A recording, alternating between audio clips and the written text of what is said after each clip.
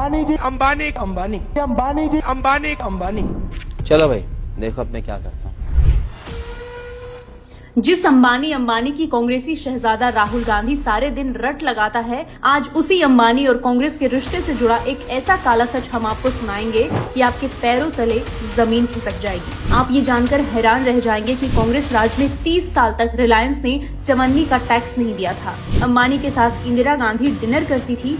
अंबानी के घर रेड पड़ने पर देश के वित्त मंत्री की कुर्सी चली गई थी। मनमोहन सरकार में अंबानी को लाइसेंस पे लाइसेंस मिलते थे। 50 साल में रिलायंस को खड़ा करने वाली कांग्रेस ही आज अंबानी का शोर मचाती है। 30 साल तक रिलायंस ने नहीं भरा चवन्नी का भी टैक्स। जी हाँ, कांग्रेस के शासन में साल 1966 से लेकर 1996 तक करीब 30 सालों तक रिलायंस ग्रुप ने एक चवन्नी का भी टैक्स नहीं भरा।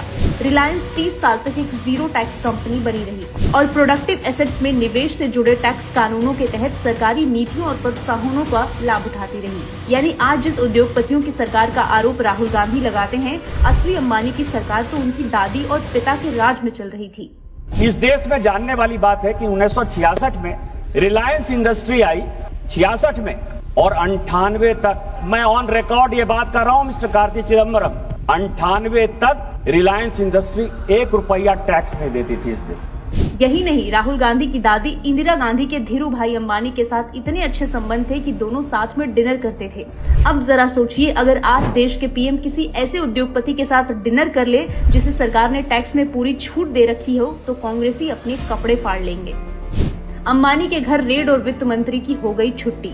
जी हाँ, कांग्रेस सरकार में अंबानी परिवार की ऐसी तूती बोलती थी कि राजीव गांधी सरकार में जब धीरू भाई अंबानी के घर पर हुई रेड के चलते वित्त मंत्री बीपी सिंह को अपने मंत्रालय से हाथ धोना पड़ गया था। इसे कहते हैं असली अंबानी की सरकार, जो राहुल गांधी के पिता के राज में चल रही थी। मनमोहन की सरकार में अंबानी को मिले लाइसेंस ही लाइसेंस। जिस मौजूदा सरकार को आज शहजादा अंबानी चिल्लाकर कोसता है, उसी अंबानी को सोनिया गांधी की रिमोट वाली सरकार में कई लाइसेंस मिले थे।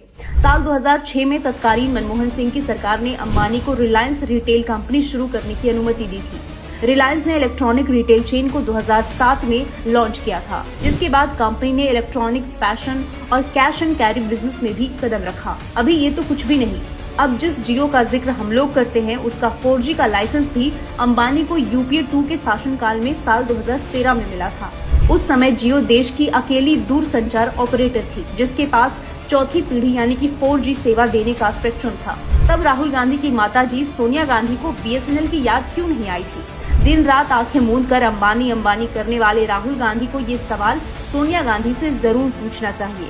50 साल तक कांग्रेस रिलायंस को पालती रही, टैक्स में छूट, नियमों में छूट, लाइसेंस पर लाइसेंस बांटती रही। अब जब कांग्रेस विपक्ष में है तो उसी अंबानी का शोर मचाती है, उद्योग में मोनोपोली का विरोध की नौटंकी करती है। जब कांग्रेस का पूरा इतिहास ही लाइसेंस राज अपने पसंद के कुछ उद्योगपतियों को बढ़ाने का रहा है, कांग्रेस का अतीत ऐसा है कि कांग्रेस किसी भी मुद्दे पर मुंह नहीं खोल सकती, वरना अतीत में किए उसके सारे पाप उसके सामने आकर खड़े हो जाते हैं। रिलायंस अंबानी के साथ कांग्रेस के अतीत भी बिल्कुल ऐसा ही है।